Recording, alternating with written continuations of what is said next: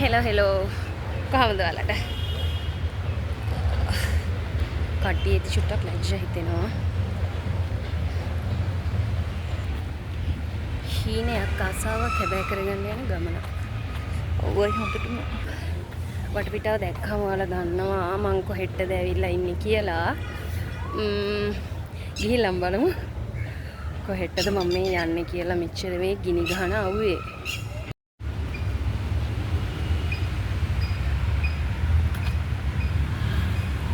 අවුරුදු එකමාරක් දෙකක් විතර මෙතන හොඳම උදේ හවස ගියා.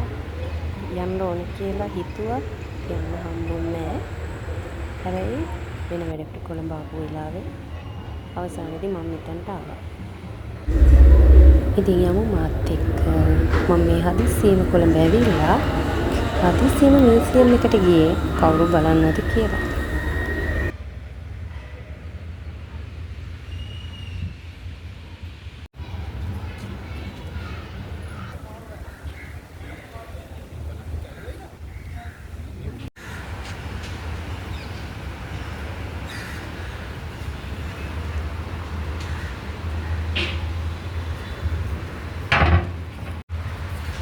ටිකට් එක ගත්තා. මේක 60යි. මොකද මට නැදුම්ගමේ රාජ විතරයි මම බලන්න ඕනේ කියලා ටිකට් එක ගත්තේ. නැත්නම් ටිකට් එක 120යි.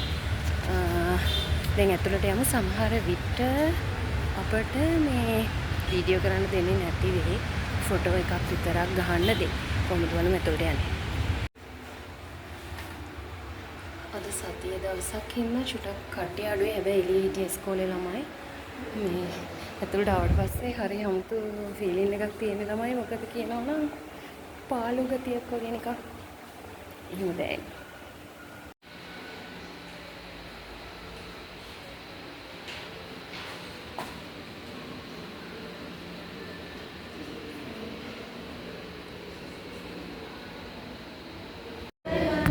මගේ හැඟීම් සම්පූර්ණයෙන්ම වෙනස් වුණා මෙතන.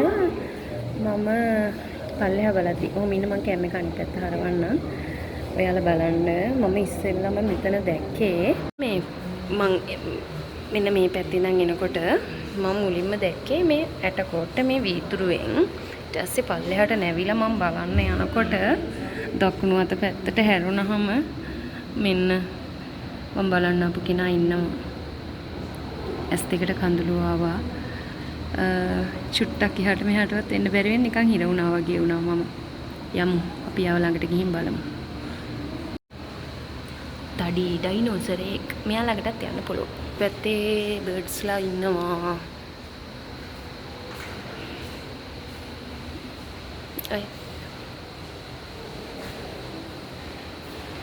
ඔක්කොම ප්‍රිසර්ව් කරපු කට්ටිය ඉන්නේ. බලන්නකො මේ කට්ටිය.